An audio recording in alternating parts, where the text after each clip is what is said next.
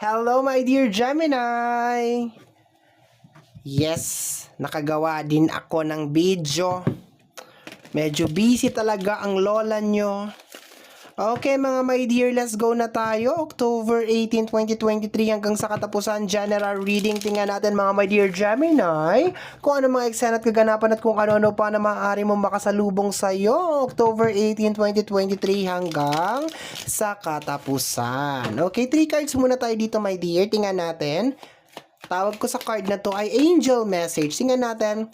Sabi ng ating mga angel sa'yo my dear is stop. Okay? Posible my dear na stop, look, and listen. Magdahan-dahan ka. Maghulos dili ka my dear. Huwag padalos-dalos. Okay? Tingnan natin bakit sabi ng ating mga angel, stop. Okay? Self-love. Okay? Baka napapabayaan mo na my dear ang sarili mo. Okay? Ano ba yung ginagawa mo na yan? Okay? Baka napapabayaan mo na kasi my dear ang sarili mo. Okay? Tingnan natin, my dear.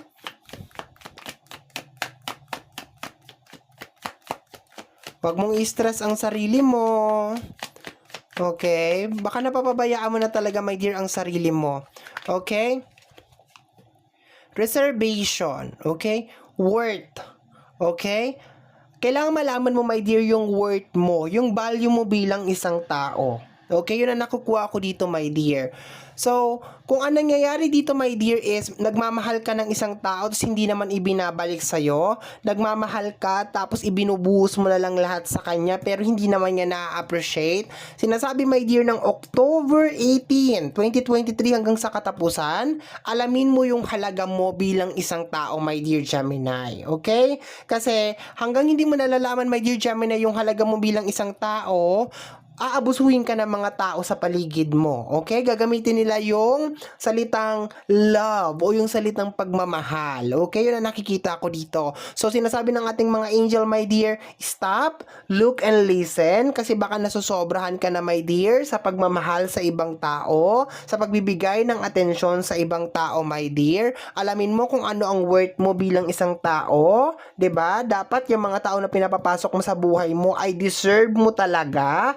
Huwag ka magpapapasok, my dear, ng mga toxic na tao, my dear. Mga taong aabusuhin ka, my dear. Mga tao na parang hahayaan nila na makalimutan mo ang sarili mo para sa kanila. Kasi kung talagang mahal ka, my dear, nung tao na yun, hindi siya magiging makasarili. Okay? Yun ang nakikita ko lang dito, my dear. Let's go na tayo sa additional message.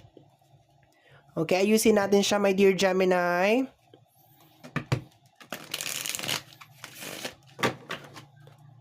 Okay, additional message tayo. Na-pre-shuffle ko naman na ito kanina.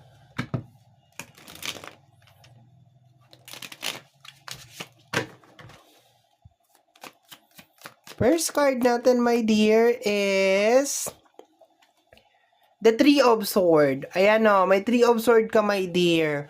Baka yung iba sa inyo ay broken. Wala naman ako, my dear, sa lugar para sabihin na, tama na yan, mag-move on ka na.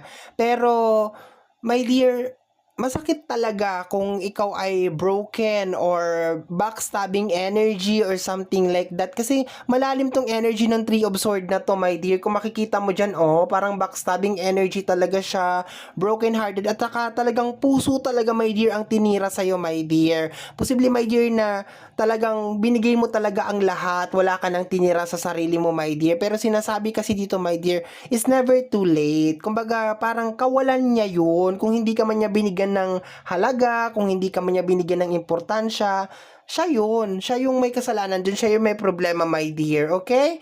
So, meron kang Three of Swords. Kaya pala sinasabi na stop. Baka yung iba sa inyo ay broken-hearted. Okay? Or masyado nasasaktan kasi hindi ibinabalik yung pagmamahal na ibinibigay nyo.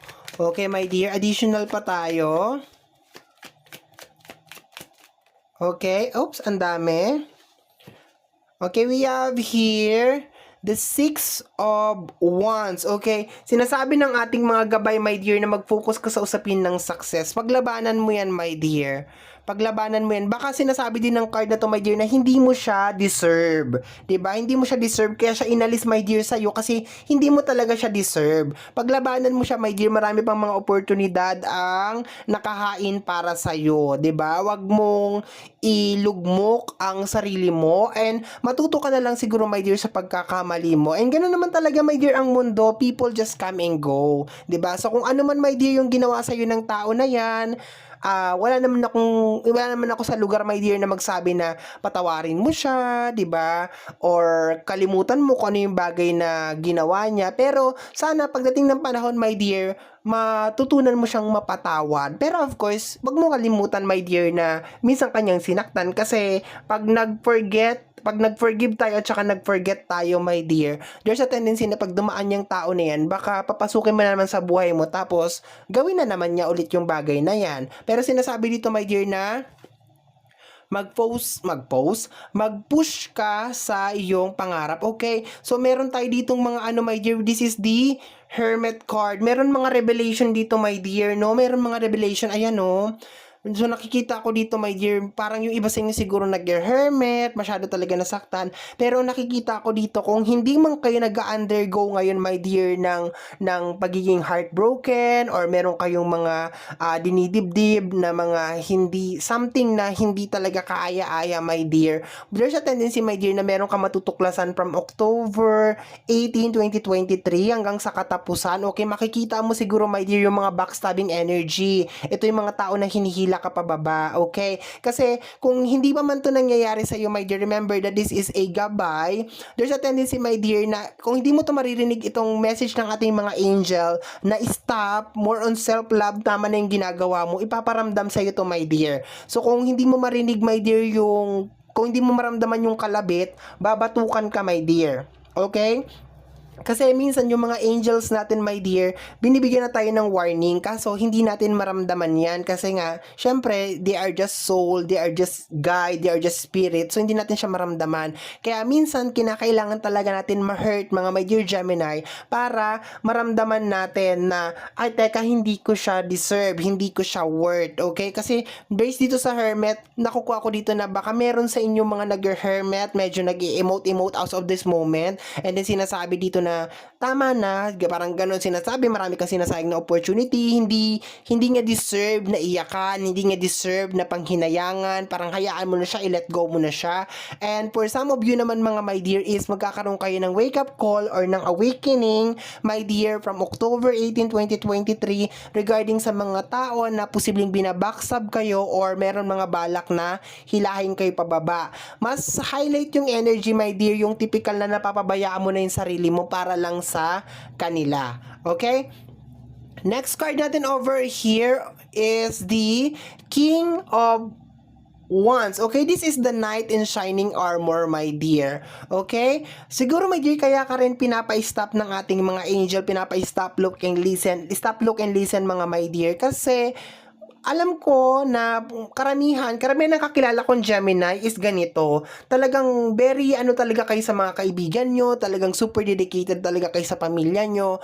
Pero karamihan din sa inyo, mga my dear, pag oras na kayo na ang nangailangan ng tulong, nawawala na yung mga tao na yan or wala talaga kayong maasahan.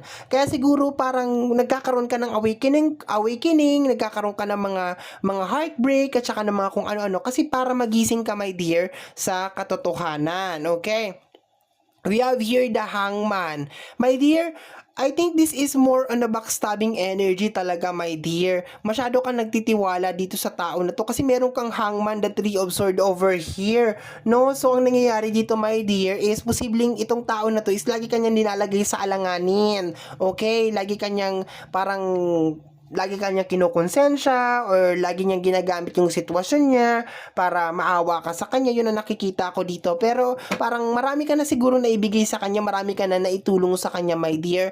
And nakukuha ko din dito, my dear, ang October 18, 2023 hanggang sa katapusan is more on para sa sarili mo na, my dear. So, baka i-treat mo naman, my dear, yung sarili mo, magpamasahe ka, magpamanicure, magpa-pedicure ka, my dear, ganun. Kasi baka, my dear, trabaho ka ng trabaho, tapos yung pinagtatrabahuan mo, pinamamahagi mo sa lahat, tapos hindi naman pala nila na-appreciate.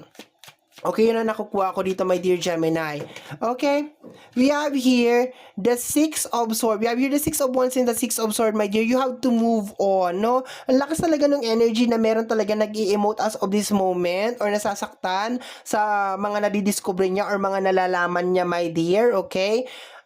You just need to move on, my dear. Alam ko, mahirap talagang makalimutan ang isang tao na naging bahagi na talaga ng buhay mo at lalo na kung napamahal sa'yo at nakagastos ka talaga ng marami talaga sa kanya. Pero kung hindi ka naman pinahalagan at hindi ka naman binigyan ng importansya tapos napapabayaan mo pa yung sarili mo, my dear, para sa kanya dahil puro lang siya kabig, puro lang siya kuha ng kuha, di ba? Mas maganda na lang siguro, my dear, na mawala na sa'yo yung tao na yan.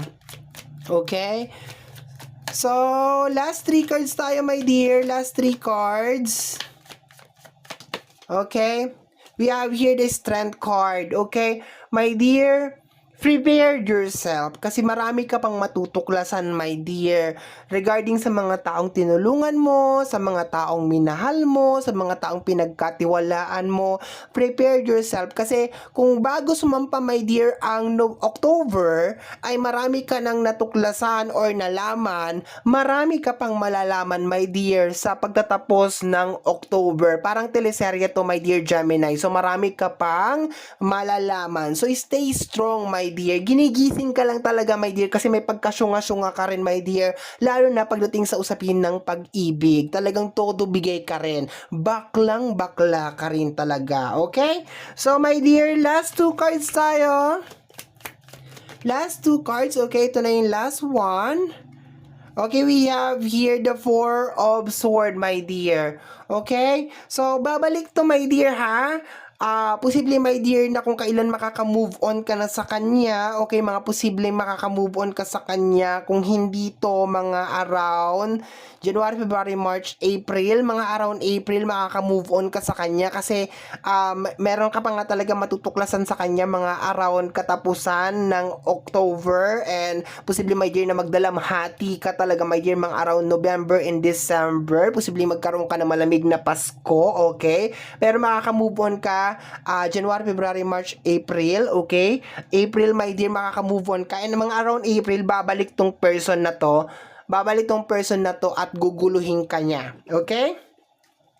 Bottom deck of the card is the Ten of Swords, my dear. Kung makikita mo ang ating Ten of Swords, sinusunog siya, okay? My dear, this is more on distraction lang talaga, my dear, no? Wala naman talaga yung energy na yan. Pero pakiramdam ko is more on distraction. Maraming mga tao talaga, my dear, ang dinidistract ka. Ginagamit yung usapin ng pagmamahal para mapasunod ka sa mga gusto nila. Papaibigin ka, tapos Alamin mo, my dear, kung ano ang self-worth mo bilang isang tao, my dear. Kasi kung sino man yung tao na inaalis sa buhay mo, my dear, always remember, my dear, inaalis ng Panginoon o ng buong may kapal ang tao sa buhay natin kasi posible, my dear, na meron siyang narinig. Baka pinag-uusapan ka at hindi nagustuhan ng ating buong may likha yung narinig niya. Kaya para hindi ka masaktan, aalisin niya yung tao na yon. So, wag kang kumontra, di ba? Baka kasi, my dear, masyado ka na nagpapakatanga. Okay? So, my dear Gemini, yan ang reading mo para sa yung October 18, 2023 hanggang sa katapusan. Somehow, my dear, kung nagustuhan mo to, especially kung napadaan ka lang, don't forget to subscribe. Makiklik po ang notification bell para ma-update ka sa aking mga upload. And free to like, free to share, free to comment sa lahat ng ating mga videos. Once again, my name is RJ, also known as Apo J. Maraming salamat po, and until next time, bye-bye. Thank you, my dear.